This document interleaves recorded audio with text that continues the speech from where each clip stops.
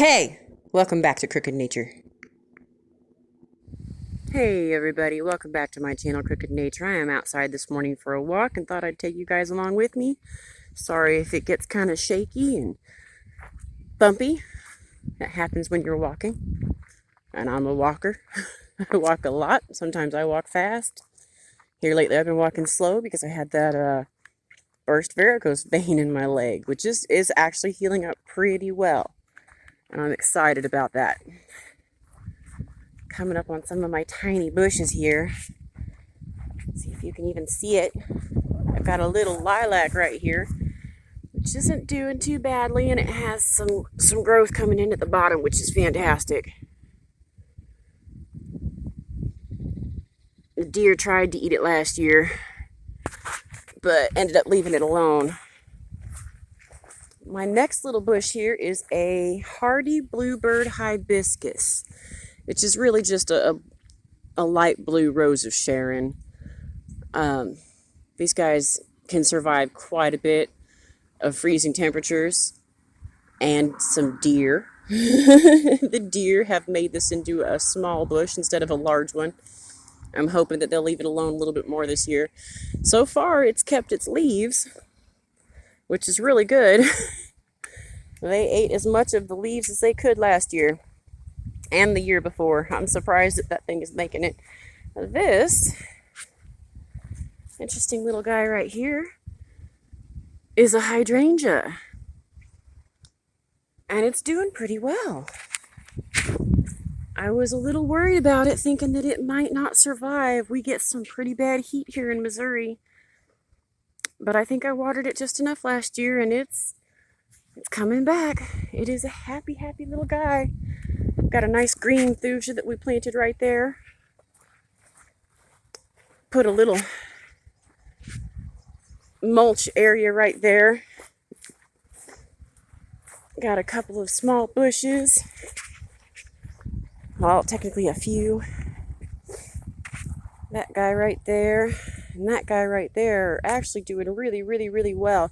I want to say these are century golds or old gold junipers. Okay, so it says that these were $10.88, but when I got them on sale for like $3 each, and I got 1, 2, 3, 4, 5, 6, 7, 8, 9 of them all together that are planted in various places around my property. Sorry for the breathing issues. My allergies are absolutely just atrocious. This is a pink hydrangea. I know you can't see it. Its flowers got burnt. Understandably, it happens sometimes when you plant new bushes and things like that, but it has so much new growth on it since I planted it. I'm really happy about that, and it should take, and it should be beautiful next year. Maybe the year after might be better, but I think next year is going to be pretty good. If it grows well throughout this year, it's going to be a good-sized bush before we know it. You could see my grapevines that are horribly overgrown. Horribly. I didn't get to prune them this year. And despite the fact that I didn't get to prune them this year, they are, I don't know if you can see, putting out a lot of what are going to be grapes for me. And I mean a lot. Hopefully you can see really well on this footage. Hopefully you guys can hear me. That's more interesting to me. So what's cool, these were here when we moved in.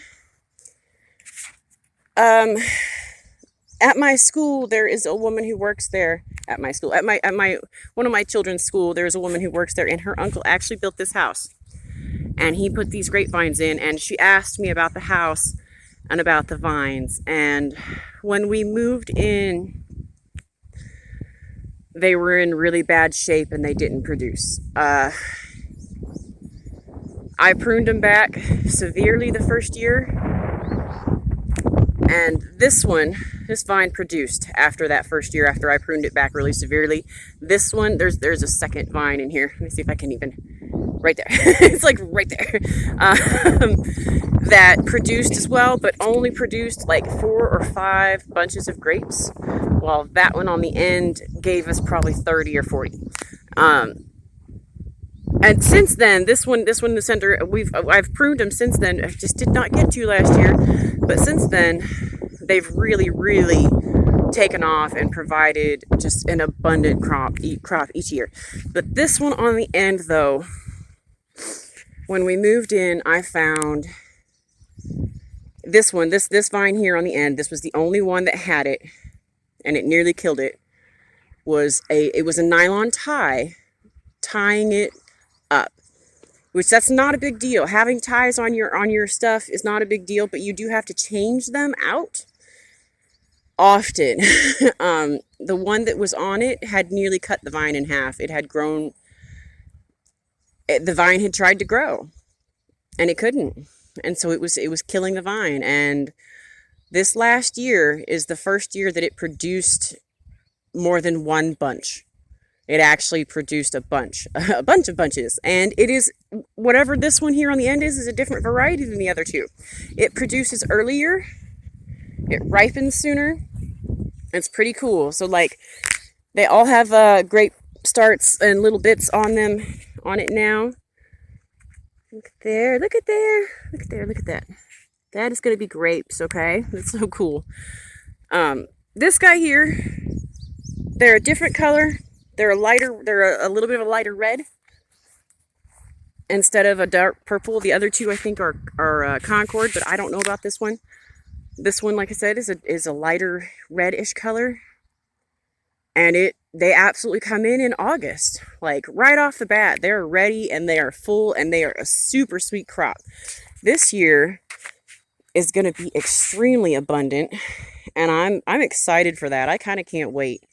I've got a couple of things I got to take care of under these vines, and that is specifically maple trees from helicopters and mulberry trees. Let's see if I can get under here. Mulberry tree. This is a mulberry tree right here. I can't even get it out from under here. Ah! Sorry guys, that was a little interesting. But yeah, this is a mulberry tree, and there's actually two of them. There's one here. That's a maple tree. And then right here is a second one growing. And they are actually two separate trees. We've already checked. So we're going to dig them up and we're going to move them and see if they don't produce for us. We've actually found 4 mulberry trees so far. And this little thing right here actually is included in that. Now the deer have eaten this down repeatedly so many times that it is no longer ever going to be a tree. It'll be a bush. If you don't know the difference between a mulberry tree and a mulberry bush, that's okay because there isn't one. It bushes if you make it a bush. It trees if you let it grow. So if you have a mulberry bush, it's because somebody trimmed it and pruned it when it was young. And if you have a mulberry tree, it's because nobody did that. And they just let it grow. Which is also cool. The reason to bush a tree like that, to make it dwarf, is literally just to help you harvest the fruit. So that it's easier, it's more compact, it's a little easier to keep birds and deer off of it too, because you can protect it because it's a smaller tree. I've got some gorgeous violets and irises growing here. Good gosh, the allergies are just killing my lungs today. These fans are doing really well. They're super big. They did not bloom this year, but they should next year. I just moved them last year over here, and they are now adult size. So yeah, next year I should have flowers under this tree, and that makes me really excited. And these little heart-shaped leaves, those are naturalized violets. They're little violets that grow here in the Midwest, and they're pretty awesome. What's really cool is that I've got a bunch planted by my hostas, and I discovered the other day that they make a fruit. They make a tiny little fruit and go to seed, and it is pretty cool. I've never seen that before. Probably just never paid attention. I'm sure they've always done that, but I did not know that. I didn't know they produced a seed that you could actually see. There's some more irises. Looking good. They've been beaten by the rain. They've pretty much all bloomed already. You see my daughter's flamingo spinner. I've got so much to do up here. Those are my surprise lilies that are actually just about ready to be cut down now. If you don't know about surprise lilies, their foliage comes up in the spring. And then around May, June, when it gets hot, the foliage dies back and you cut it down. All right. And then in the fall, when we get our rains, all of a sudden you get these huge flower stalks that just come up out of the ground, and it's a surprise. It really is a awesome surprise. You see all these naturalized violets here with my hostas, but my light is terrible. That's all right. We are just walking around having a good day. Let me show you guys some Sweet William pinks, if I can get over there to them. I put this patch of wildflowers in several years ago, and there was a circle here, a ring, a garden, like I had a little garden thing set up here, but we decided to just go ahead and take it out and cut everything down. But these flowers will not be deterred, and I think I'm fine with that. I think I really enjoy having the wildflowers here in the center of my yard. They're really pretty.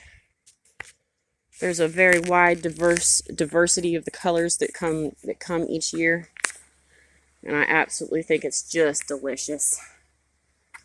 Just wonderful little flowers. Look at how pretty they are. All right, you guys. I think I'm going to end that right there. Oh, wait. One more crazy little thing here. I did this on accident. Let's see if we can catch it on camera real well. So, these are sunflowers. These are little sunflowers, and there is a whole row of them right here where I accidentally, on purpose, put a bunch of bird seed, and they did not get all the seeds, and so they made it down and they germinated. Now I have a long row of sunflower starts. It actually goes all the way up here and ends right there. I'm not sure what I'm going to do with that. I'm going to have to talk to my family and see what they might like as far as that's concerned.